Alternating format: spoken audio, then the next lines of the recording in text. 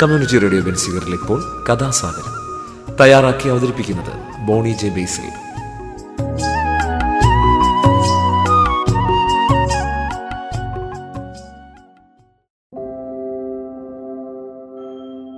നമസ്കാരം പ്രിയ ശ്രോതാക്കളെ, ഞാൻ ബോണിയാണ്. കഥാസാഗരത്തിൻ്റെ ഏറ്റവും പുതിയ എപ്പിസോഡിലേക്ക് ഏവരെയും സ്വാഗതം ചെയ്യുന്നു. കഥാസാഗരം നിങ്ങൾക്കറിയാം, കഥകളുടെ പരിപാടിയാണ്. ഓരോ എപ്പിസോഡിലും ഓരോ കഥ കേൾക്കാം. നാടോടി കഥകളും മുത്തശ്ശി കഥകളും പുരാണങ്ങളും ഐതിഹ്യങ്ങളും എല്ലാം ഈ പരിപാടിയിലൂടെ കടന്നു വരുന്നു, പല വിധത്തിലുള്ള കഥകൾ. എന്തായാലും വൈകണ്ട അല്ലേ, ഇന്നത്തെ കഥയിലോട്ട് കടക്കാം. കുറച്ച് നീളമുള്ളൊരു കഥയാണ് ഈ പ്രാവശ്യം, ഒന്ന് കേട്ടു നോക്ക്.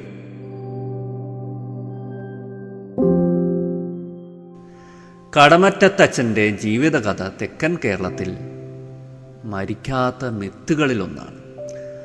അദ്ദേഹത്തെക്കുറിച്ച് കേൾവിപ്പെട്ട മാന്ത്രിക കഥകൾ ധാരാളമുണ്ടെങ്കിലും അത്രയൊന്നും പ്രചാരത്തിലില്ലാത്തതാണ് പനയന്നാർക്കാവിലെ യക്ഷിയുമായി ബന്ധപ്പെട്ട കഥ. പഴയ തിരുവിതാംകൂറിലെ കുന്നത്ത് നാടു താലൂക്കിൽപ്പെട്ട കടമറ്റം ദേശത്ത് ജനിച്ച പൗലോസ് എന്ന ഒരു അനാഥ ബാലനാണ് പിൽക്കാലത്ത് കടമറ്റത്ത് കത്തനാരെന്ന പ്രസിദ്ധനായ മാന്ത്രികനായി തീർന്നത്. കടമറ്റത്ത് പള്ളിയിലെ പ്രധാന വികാരിയായിരുന്ന കത്തനാരുടെ വളർത്തുപുത്രനായിരുന്നു പൗലോസ്. ഒരിക്കൽ തൻ്റെ പിതാവായ കത്തനാരുടെ കാണാതായ പശുക്കളെ തിരഞ്ഞ് കാട്ടിൽ പോയ പൗലോസ് വഴിതെറ്റി മലയരയന്മാർ പാർക്കുന്ന ഒരു ഗുഹയിൽ ചെന്ന് പെടുകയും 12 കാലം മലയരയന്മാരുടെ തടവറയിൽ കഴിയാൻ ഇടവരികയും ചെയ്തു. അക്കാലത്ത് പൗലോസ് മലയരയ മുഖ്യനിൽ നിന്നും മന്ത്രവാദം, ഇന്ദ്രജാലം, മഹേന്ദ്രജാലം തുടങ്ങിയ ചില മാന്ത്രിക വിദ്യകൾ പഠിച്ചു. ആ വിഷയങ്ങളിലെ ചില അപൂർവ ഗ്രന്ഥങ്ങൾ കൈക്കലാക്കി പിന്നീട് കാട്ടിൽ നിന്ന് രക്ഷപ്പെട്ടു പോരുകയും ചെയ്തു. പിതാവിൻ്റെ കാലശേഷം കടമറ്റത്ത് പള്ളിയിലെ കത്തനാരായി തീർന്ന പൗലോസ് ഇടവകയിലെ വിശ്വാസികൾക്കിടയിലെ ചില ബാധോപദ്രവങ്ങളും മാറാരോഗങ്ങളുമൊക്കെ മന്ത്രവാദം കൊണ്ട് മാറ്റിക്കൊടുത്തതിൻ്റെ പേരിൽ മാന്ത്രികൻ എന്ന നിലയിൽ വളരെ പെട്ടെന്ന് പ്രശസ്തനായി തീർന്നു. ദൂരദിക്കുകളിൽ നിന്ന് വരെ നാനാജാതി മതസ്ഥരായ വിശ്വാസികൾ അദ്ദേഹത്തെ മന്ത്രവാദത്തിന് കൂട്ടിക്കൊണ്ടു പോകുവാൻ തുടങ്ങി. പഠിച്ച വിദ്യ ജനോപകാരാർത്ഥം പ്രയോഗിക്കുകയല്ലാതെ അതിൽ നിന്ന് ധനലാഭമൊന്നും ഇച്ഛിക്കുകയായികയാൽ കത്തനാരുടെ പ്രശസ്തി നാൾക്കുനാൾ വർദ്ധിച്ചു വന്നു. അക്കാലത്ത് തിരുവനന്തപുരത്ത് നിന്ന് പത്മനാഭപുരത്തേക്ക് പോകുന്ന വഴിയിൽ കുറേ സ്ഥലം കൊടും കാടായി കിടന്നിരുന്നു. ആ കാട്ടിൽ അതിഭയങ്കരിയായ ഒരു യക്ഷി പാർപ്പുണ്ടായിരുന്നു. പകൽ സമയത്ത് പോലും സർവാംഗ സുന്ദരിയായി ചമഞ്ഞൊരുങ്ങി നിന്ന് കാട്ടുവഴിയിലൂടെ ഒറ്റയ്ക്ക് പോകുന്ന വഴിപ്പോക്കരെ അവൾ ചുണ്ണാമ്പ് ചോദിച്ച് ആകർഷിക്കും. പറഞ്ഞു മയക്കി കാട്ടിൽ കൊണ്ടുപോവുകയും 7 നില മാളികയായി തോന്നിക്കുന്ന കരിമ്പന മേൽ കയറ്റി കടിച്ചു കീറി കൊല്ലുകയും എല്ലും മുടിയുമല്ലാത്തതെല്ലാം ഭക്ഷിക്കുകയും ചെയ്യും. യക്ഷിയുടെ ഉപദ്രവം സഹിക്ക വയ്യാതായപ്പോൾ സമീപ പ്രദേശങ്ങളിലെ ആളുകളെല്ലാം ചേർന്ന് കടമറ്റത്ത് കത്തനാരെ സമീപിച്ച് എങ്ങനെയെങ്കിലും യക്ഷിയെ കാട്ടിൽ നിന്ന് ഒഴിപ്പിച്ചു തരണമെന്ന് അപേക്ഷിച്ചു. ശരി, വഴിയുണ്ടാക്കാം എന്ന് പറഞ്ഞ് കത്തനാർ അപ്പോൾ തന്നെ ഒറ്റയ്ക്ക് പുറപ്പെട്ടു. കാട്ടിലെത്തിയപ്പോഴേക്കും രാത്രി ഏറെ ചെന്നിരുന്നു. നിറഞ്ഞ നിലാവത്ത് പൂത്തു നിൽക്കുന്ന 7 ഇലം പാലച്ചൂട്ടിൽ പതിവ് പോലെ യക്ഷി സർവാംഗ സുന്ദരിയായി ചമഞ്ഞ് വഴിപോക്കരെ കാത്തു നിൽപ്പുണ്ടായിരുന്നു. കത്തനാരെ കണ്ടതും കൊഞ്ചിക്കൊഴഞ്ഞുകൊണ്ട് അടുത്തു വന്ന് യക്ഷി ചോദിച്ചു, ഒന്നു മുറുക്കാൻ ചുണ്ണാമ്പ് തരുമോ? തരാമല്ലോ എന്ന് പറഞ്ഞ കത്തനാർ ഒരു ഇരുമ്പാണിയിൽ ചുണ്ണാമ്പ് തേച്ച് അവൾക്ക് നേരെ നീട്ടി. യക്ഷി ഇരുമ്പാണി തൊട്ടതും അവളുടെ മാന്ത്രിക ശക്തി ക്ഷയിച്ചു പോവുകയും ക്ഷണനേരം കൊണ്ട് കത്തനാർ ഇരുമ്പാണി അവളുടെ ശിരസിലടിച്ച് താഴ്ത്തുകയും ചെയ്തു. പിന്നെ കത്തനാർ നടക്കാൻ തുടങ്ങിയപ്പോൾ ദാസിയെപ്പോലെ യക്ഷിയും പിന്നാലെ നടക്കാൻ തുടങ്ങി. വഴിയിൽ കത്തനാർ ഒരു ബന്ധുഗൃഹത്തിൽ കയറി. അവിടെ ഉണ്ടായിരുന്ന വൃദ്ധയായ അമ്മായിയോട്, ഇവൾ എൻ്റെ സഹായിയാണ്, ഞാൻ കുളിച്ചു വരുന്നത് വരെ ഇവളിവിടെ നിൽക്കട്ടെ എന്ന് പറഞ്ഞ് ഏൽപ്പിച്ച് കത്തനാർ കുളിക്കാൻ പോയി. ആ തഞ്ചത്തിൽ യക്ഷി വൃദ്ധയുമായി സൗഹൃദത്തിലാവുകയും തൻ്റെ തലയിലെ പേനൊന്ന് നോക്കിത്തരുവാൻ അവരോട് അപേക്ഷിക്കുകയും ചെയ്തു. പേൻ നോക്കുന്നതിനിടയിൽ ആണിയിൽ കൈ തടഞ്ഞപ്പോൾ വൃദ്ധ ഇതെന്താണ് എന്ന് യക്ഷിയോട് ചോദിച്ചു.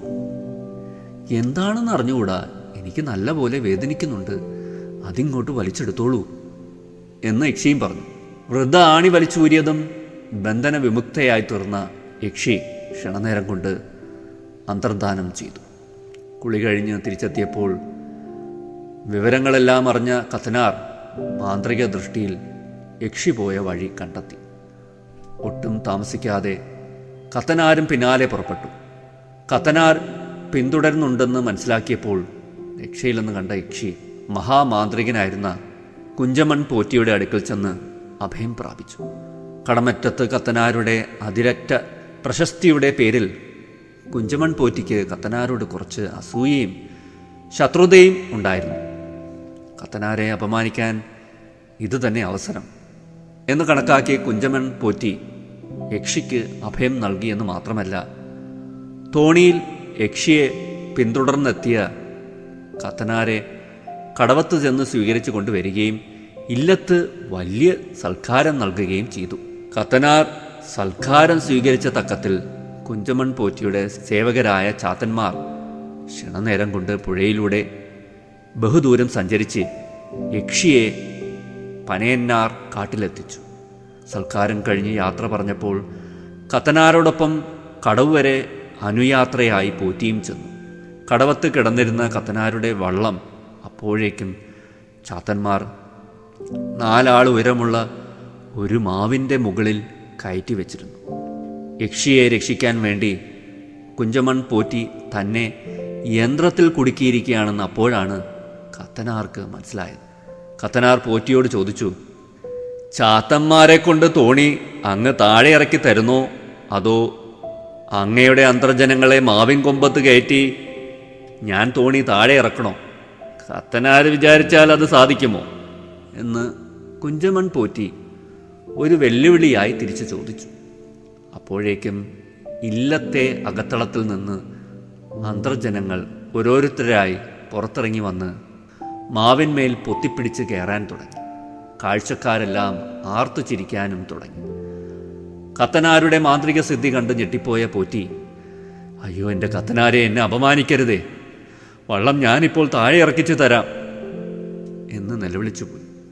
അന്തർജനങ്ങളെ അപ്പോൾ കത്തനാർ പഴയപടി ഇല്ലത്തേക്ക് തന്നെ പറഞ്ഞയച്ചുവെങ്കിലും ചാത്തന്മാർ വള്ളം താഴെ ഇറക്കുന്നത് കാത്തു നിൽക്കാതെ തൊട്ടടുത്ത് കണ്ട വാഴയിൽ നിന്ന് ഒരു തൂഷനില മുറിച്ച് വെള്ളത്തിലിട്ട് അതിന്മേൽ അദ്ദേഹം പുഴയിലൂടെ തുഴഞ്ഞുപോയി. പനയന്നാർക്കാവ് കടവത്ത് തൂഷനിലയിൽ വന്നിറങ്ങിയ കത്തനാരെ കാണാൻ ധാരാളം ആളുകൾ കടവത്ത് തടിച്ചുകൂടിയിരുന്നു. കാട്ടിൽ കയറി ഒളിച്ചിരുന്ന യക്ഷിയെ ഒരു മന്ത്രം പ്രയോഗിച്ച് കത്തനാർ പുകച്ച് പുറത്തു ചാടിച്ചു.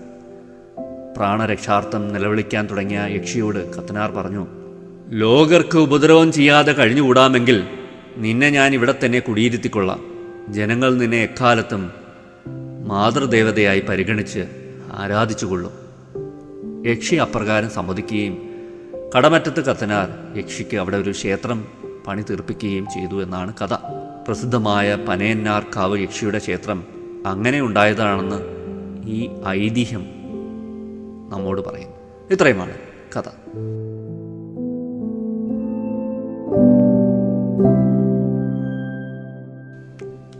അപ്പോൾ കഥയുടെ തുടക്കത്തിൽ തന്നെ ഉണ്ട് തെക്കൻ കേരളത്തിൽ മരിക്കാത്ത മിത്തുകളിൽ ഒന്നാണെന്ന്. കടമറ്റത്തച്ഛനും അല്ലേ മാന്ത്രിക വിദ്യകളുമൊക്കെ നമ്മൾ പല വട്ടം കേൾക്കുകയും കാണുകയൊക്കെ ചെയ്തിട്ടുണ്ട്. എനിക്ക് തോന്നുന്നു അതൊരു സീരിയലോ മറ്റോ ഒക്കെ ആക്കിയിരുന്നു. എനിക്കൊന്ന് സിനിമയാവാൻ പോകുന്നെന്ന് തോന്നുന്നു. ഈ കഥ ഞാൻ എടുക്കാൻ കാരണം നമുക്കിത് വായിക്കുമ്പോൾ നമ്മുടെ മനസ്സിലോട്ട് ആ ദൃശ്യങ്ങൾ കടന്നു വരും.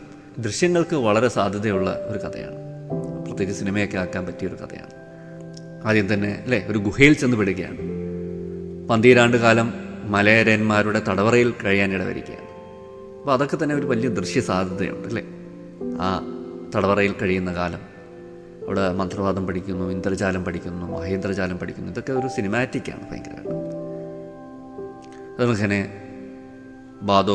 ബാധകളെയൊക്കെ ഒഴിപ്പിക്കുന്നു, മാറാ രോഗങ്ങളൊക്കെ മാറ്റുന്നു അല്ലേ. ദൃശ്യത്തിന് വളരെ സാധ്യതയുള്ള ഒരു കഥയാണ്.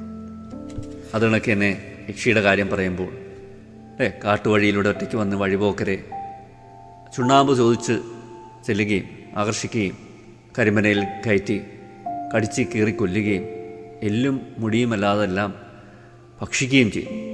അങ്ങനെയൊക്കെയുള്ള ഒരു ബിംബങ്ങളും ദൃശ്യങ്ങളും ഒക്കെ നിറഞ്ഞ കഥയാണ്. ഒരു യക്ഷിയുടെ ചോദ്യമുണ്ടല്ലോ, പണ്ട് മുതലേ നമ്മൾക്ക് ഈ ചോദ്യം പലവട്ടം പല കഥകളിൽ കേട്ടിട്ടുണ്ട്. ഒന്ന് മുറുക്കാൻ ചുണ്ണാമ്പ് തരുമോ എന്ന ചോദ്യം. അത് കണക്ക് തന്നെ കുഞ്ചമ്മൺ പോറ്റിയുടെ അന്തർജനങ്ങളെ മാവിൻ കൊമ്പത്ത് കയറ്റുന്ന ഒരു ദൃശ്യമുണ്ടല്ലോ. അത് വളരെ ഞാൻ പറഞ്ഞൊരു ദൃശ്യത്തിന് വളരെ സാധ്യതയുള്ളൊരു കഥയാണ്.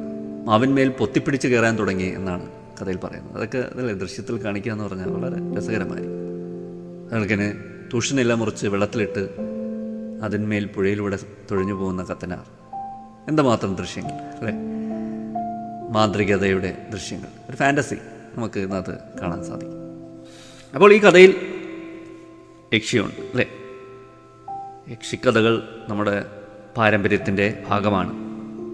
കാലാകാലങ്ങളായി കൂടെ കൂടിയതാണ് നമ്മുടെ ഈ യക്ഷിക്കഥകൾ. നമ്മൾ ഓരോ തലമുറ അടുത്ത തലമുറയ്ക്ക് പകർന്നു കൊടുക്കുന്ന കുറേ കഥകളുടെ കൂട്ടത്തിൽ ഈ യക്ഷിക്കഥകളും ഒക്കെ ഉണ്ട്. ഇപ്പോൾ കാലാകാലങ്ങളായി നമ്മുടെ കൂടെ കൂടിയതാണ് യക്ഷിക്കഥകൾ. സിനിമകളിൽ നമ്മൾ ധാരാളം യക്ഷികളൊക്കെ കാണാറുണ്ട്. പക്ഷേ സിനിമകളിൽ കാണുമ്പോൾ ഒരു യൂണിഫോമുണ്ട്, വെള്ള സാരിയും വെള്ള ബ്ലൗസും അല്ലെങ്കിൽ വെള്ള കച്ചയും ഒക്കെ കണിഞ്ഞ വെള്ളയാണ് വസ്ത്രം പൊതുവെ യക്ഷിയുടെ. വെള്ളമുണ്ടോ കച്ചയോ ഒക്കെ ധരിച്ച യക്ഷികൾ എന്തായാലും വെള്ളയാണെന്ന് പറയാം. ഇപ്പോൾ യക്ഷികളെ വെള്ളയെ കണ്ടില്ലെങ്കിൽ നമ്മൾ വിശ്വസിക്കില്ല. അത് യക്ഷിയാണെന്ന് വിശ്വസിക്കണമെങ്കിൽ നമ്മളിപ്പോൾ പറയും പോയി യൂണിഫോം ഇട്ടുകൊണ്ട് വരാൻ പറയും നിങ്ങളിപ്പോൾ പോയി വെള്ളം ഇട്ടുകൊണ്ട് വരാം, എന്നാലേ ഞങ്ങൾ യക്ഷിയാണെന്നൊക്കെ വിശ്വസിക്കത്തുള്ളൂ. അങ്ങനത്തെ അവസ്ഥയാണ്. കളർ ഡ്രസ്സ് ഇട്ടുകൊണ്ട് ഒരു യക്ഷി വന്നാൽ നമ്മളൊട്ടും വിശ്വസിക്കില്ല. ഈ യക്ഷികളെ ഒന്നും ഇപ്പോൾ കാണുന്നില്ല പിൽക്കാലത്ത് നമ്മൾ ഈ കഥയിലൊക്കെ പറയുന്ന കണക്ക് പാലകളൊക്കെ ഉണ്ട്, പക്ഷേ ആ പാലയിലൊന്നും നമ്മൾ യക്ഷികളെ കാണുന്നില്ല. എന്തോ ബൾബൊക്കെ വന്നുകൊണ്ടായിരിക്കും, ഇലക്ട്രിസിറ്റി വന്നുകൊണ്ടായിരിക്കും, വൈദ്യുതി വന്നതുകൊണ്ടായിരിക്കും. നമ്മുടെ തെരുവുകളെല്ലാം വെട്ടമുള്ള തെരുവുകളാണ്. അതുകൊണ്ട് യക്ഷികളുടെ സാധ്യത വളരെ കുറഞ്ഞു. ഇവരെ ഇപ്പോൾ കാണാത്തതുകൊണ്ട് നമ്മളിനി പത്രത്തിൽ പരസ്യം കൊടുക്കണം, നിങ്ങൾ എവിടെയെങ്കിലും ഉണ്ടെങ്കിൽ ഒന്ന് വരിക അങ്ങനെ ഒന്ന് കാണാൻ ആഗ്രഹമുള്ളത് കൊണ്ടാണ്, നിങ്ങളൊന്ന് വരുമോ എന്നൊക്കെ വേണമെങ്കിൽ പത്രത്തിൽ കൊടുക്കണം. നമ്മൾ യക്ഷികളൊന്നും കാണുന്നില്ല. പണ്ട് കഥകളിലൊക്കെ ഇഷ്ടംപോലെ ഉണ്ടായിരുന്നു യക്ഷികൾ. എന്തായാലും നമുക്ക് യക്ഷിക്കഥകൾ കേൾക്കാൻ വളരെ രസമാണ്. ഞാൻ നേരത്തെ പറഞ്ഞ കണക്ക് വളരെ സിനിമാറ്റിക്കാണ്, അത് സങ്കല്പിക്കാൻ രസമാണ്. അത് നമ്മുടെ ഭാവന ഉണർത്തും. ആ കഥ കേൾക്കുമ്പോൾ അതിൻ്റെ ദൃശ്യങ്ങളെല്ലാം നമ്മുടെ മനസ്സിലൂടെ കടന്നു പോകും. അത് ഭാവന ഉണർത്തുന്നതാണ്. നമ്മൾ സങ്കല്പിക്കാൻ തുടങ്ങും. ആ സുന്ദരികളൊക്കെ പെട്ടെന്ന് രുദ്രരൂപികളായി മാറുകയൊക്കെ ചെയ്യുന്നത് നമ്മുടെ മനസ്സിലാണ് ഈ കഥ വായിക്കുമ്പോൾ. അവരുടെ പല്ലുകൾ, നഖങ്ങൾ ചോര കുടിക്കുന്നു. ഇന്നൊക്കെ ആണെങ്കിൽ യക്ഷികൾ ചിലപ്പോൾ സ്ട്രോ ചോദിക്കുമായിരിക്കും ചോര കുടിക്കാനായിട്ട്. അങ്ങനെയൊക്കെ നമുക്ക് വളരെ രസകരമായിട്ടൊക്കെ സങ്കല്പിക്കാം. ഇതിൻ്റെ ഒരു വൈദേശികമായിട്ടുള്ളൊരു ഫോമുണ്ട് രൂപമുണ്ട്. അത് ഡ്രാക്കുളയാണ്. അപ്പോൾ പാശ്ചാത്യ രാജ്യങ്ങളിലും നമ്മൾ കൂടുതൽ പ്രചാരത്തിലുള്ളത് ഈ ഡ്രാക്കുള എന്ന് പറഞ്ഞ ഒരു സങ്കല്പമാണ്. അവിടെ സ്ത്രീ മാറി ആണാവുകയാണ്. ചോര കുടിക്കുന്ന ഇത്ര ക്രൂരകൃത്യങ്ങളൊക്കെ ചെയ്യുന്ന ഡ്രാക്കുള ഉന്നത പ്രഭു കുടുംബത്തിലൊക്കെ പെട്ട ആളായിരിക്കാം. അങ്ങനെയൊക്കെയാണ്. കോട്ടൊക്കെ ഇട്ട ഡ്രാക്കുള നമ്മളങ്ങനെയാണ് സിനിമയിലൊക്കെ കാണുന്നത്. എന്തായാലും പുതിയ കാലത്ത് ഇത്തരം അവതാരങ്ങളെയൊന്നും നമ്മൾ കാണുന്നില്ല. കഥയിൽ മാത്രം ഒതുങ്ങുന്നു. എന്താണ് അതിന് കാരണമെന്ന് നമുക്കറിയില്ല. ഞാൻ നേരത്തെ സൂചിപ്പിച്ച കണക്ക് വൈദ്യുതിയും ഇപ്പോൾ നഗരങ്ങളല്ല കാടുകളില്ല, കൂടുതലും പട്ടണങ്ങളാണ്. ഇപ്പോൾ രാവും പകലും എന്ന് പറഞ്ഞ വ്യത്യാസമില്ല.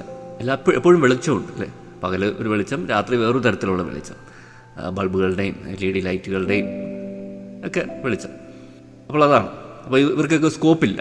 നമ്മൾ ഇരുട്ടിൻ്റെ പശ്ചാത്തലത്തിൽ വെള്ള സാരിയെ കൊടുത്തു വരുന്നൊരു യക്ഷിയൊന്നും നമുക്കിപ്പോൾ സങ്കല്പിക്കാൻ സാധിക്കില്ല. എന്ന് വെച്ചാൽ എല്ലായിടത്തും പൊതുവെ വെളിച്ചമുണ്ട്. അതുകൊണ്ടൊക്കെ ആയിരിക്കാം. എന്തായാലും കഥയും കുറച്ച് നേരം നമ്മൾ ഇതിനെക്കുറിച്ചൊന്ന് ചിന്തിക്കുകയായിരുന്നു എന്താണ് യാഥാർത്ഥ്യവും മിത്തും തമ്മിലുള്ളൊരു വ്യത്യാസം. മിത്തെപ്പോഴും മിത്തായിട്ട് തന്നെ ഇരിക്കട്ടെ അതാണൊരു സുഖം. എന്തായാലും ഇന്നത്തെ കഥാസാഗരം ഞാൻ ഇതോടുകൂടി അവസാനിപ്പിക്കുകയാണ്. അടുത്ത എപ്പിസോഡിൽ പുതിയൊരു കഥയും പുതിയ കുറച്ച് വിശേഷങ്ങളുമായി നമുക്ക് വീണ്ടും കേട്ടുമുട്ടാം. എല്ലാവർക്കും നന്ദി, നമസ്കാരം. Signing off, Boney. Community radio ബെൻസിഗറിൽ നിങ്ങളിപ്പോൾ കേട്ടത് കഥാസാഗരം. തയ്യാറാക്കി അവതരിപ്പിച്ചത് ബോണി ജെ ബേസിൽ.